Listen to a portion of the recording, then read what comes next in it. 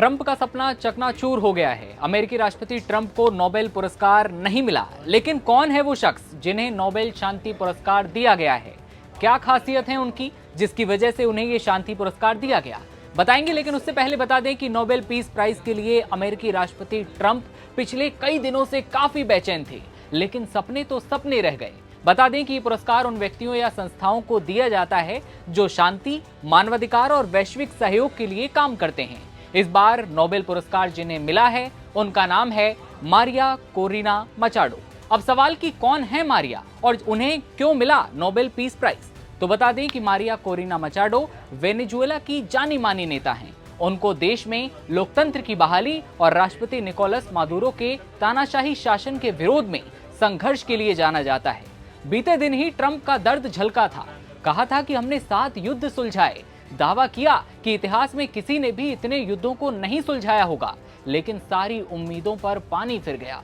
जैसे ही ऐलान हुआ इस साल का नोबेल शांति पुरस्कार जाता है मारिया कोरिना मचाडो को, तो ट्रंप का उत्साह देखने वाला था कि चेहरा उतरा सा नजर आया। सारी उम्मीदें खत्म हुई और अपनी आंखों के सामने ट्रंप ने उस नोबेल अवार्ड को जाते हुए देखा, जिसके लिए उन्होंने दुनिया के ज्यादातर देशों से बात की थी। पाकिस्तान ने तो अमेरिका को नॉमिनेट तक कर दिया था और कहा था कि ट्रंप को ही नोबेल मिलना चाहिए, लेकिन सारी उम्मीदों और दावों से इतर नोबेल वेनेजुएला की मारिया कोरिना मचाडो को मिला है।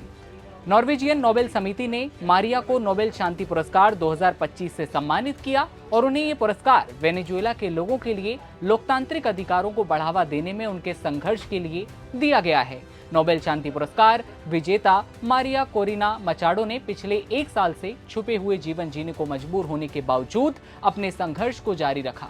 मारिया ने लंबे समय से नागरिक स्वतंत्रता की रक्षा, स्वतंत्र और निष्पक्ष चुनावों की मांग और अपने देश में सत्तावादी प्रथाओं का विरोध करने के प्रयासों का नेतृत्व किया है।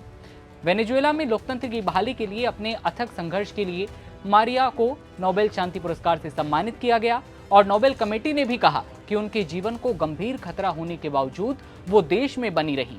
उनका ये चुनाव लाखों लोगों को प्रेरित करने वाला है। नोबेल कमेटी ने मचाडो की बहादुरी की सराहना करते हुए कहा कि जब सत्तावादी ताकतें सत्ता पर कब्जा कर लेती हैं, तो आजादी के साहसी रक्षकों को पहचानना महत्वपूर्ण है जो उठ खड़े होते हैं और विरोध करते हैं। समिति ने यह भी कहा कि लोकतंत्र उन लोगों पर निर्भर करता है जो चुप रहने से इनकार करते हैं, जो गंभीर जोखिम के लिए बावजूद जो जोखिम हैं उनके साहस करते हैं, आगे बढ़ते हैं और हमें याद दिलाते हैं कि स्वतंत्रता को कभी भी हल्के में नहीं लेना चाहिए, बल्कि इसे शब्दों, साहस और दृढ़ संकल्प के साथ हमेशा सुरक्षित रखना चाहिए।